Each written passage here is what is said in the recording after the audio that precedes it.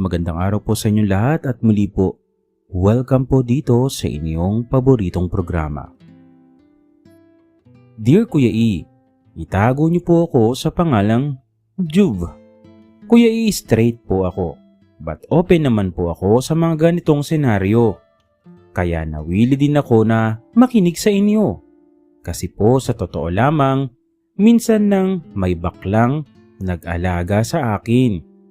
Aminado ako noon, masasabi ko na dahil sa lalaking lalaki ako, ikinakahiya ko ang makasama ang mga malalanding bakla. Sorry po sa term, pero masasabi ko po talaga na siguro takot ako na matukso o mapag-isipan o ano naman kaya ay mahusgahan. Sa mall ko po nakilala ang itago natin sa pangalang Esel. Si Esel po, Kuya E, hindi naman siya halata.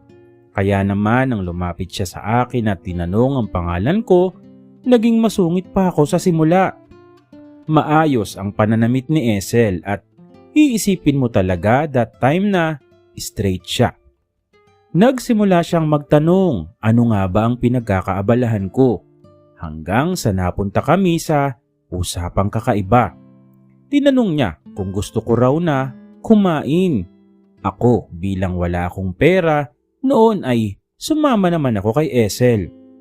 Sa isang restaurant na mamahalin, sa restaurant na hindi ko pa nakakainan.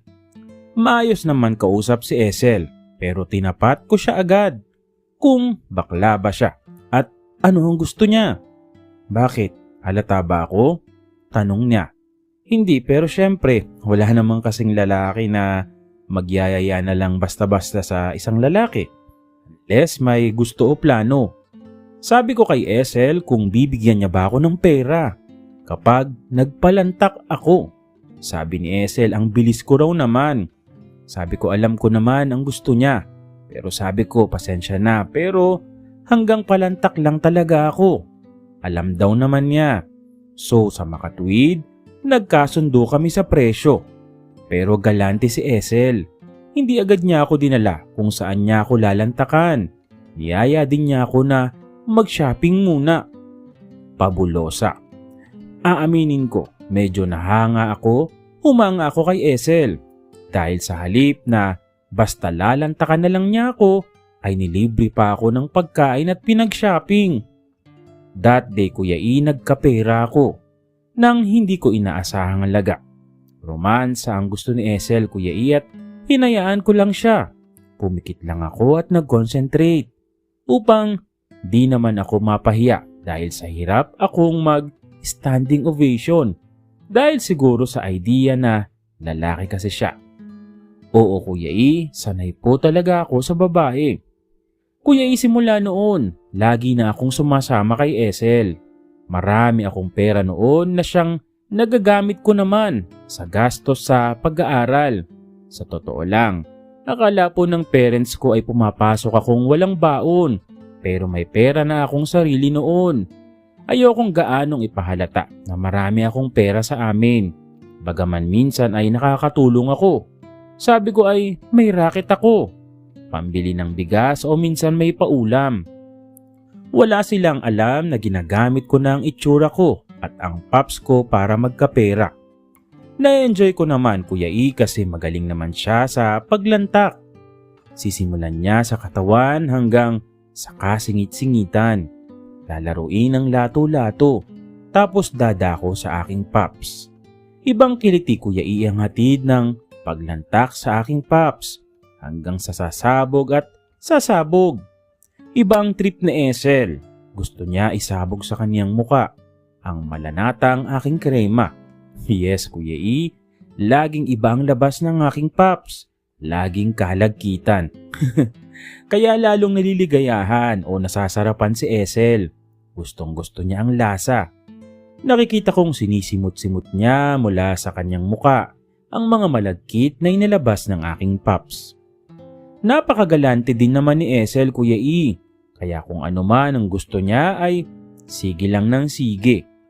Tumagal ng tumagal ang samahan naming dalawa ni Esel. Masasabi ko, wala man akong feeling sa kanya. Loyal naman ako, Hindi tulad ng iba.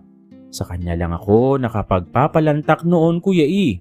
Kasabay ng mga binibigay niya sa akin ay talagang sustentado niya ako. Mahirap din naman kasi na paiba-iba, baka magkasakit pa ako o kaya pabor na pabor, Kuya E, na sa kanya lang ako nagpapalantak. Kuya E, hindi man nagtagal ang aming pagkikita dahil sa abroad ako nag-aral, siya lang ang katangi-tanging baklang nakalantak sa akin hanggang sa edad kong ito na 46. May 2 anak na po ako. Hanggang dito na lamang po, Kuya E. Jube.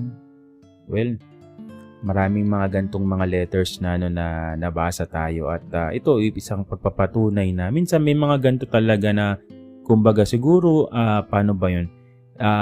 Gusto lang kasi talaga nila na may nalalantakan o may masasabi na parang jowa ba something pero parang hanggang sa kanila lang yun pero masaya na sila na nabibigay nila o nabibigyan nila ng pera at ng gusto pa nung lalaking kanilang jowa. Muli, sana masinabaan po yung kwento mo. Muli, maraming salamat po.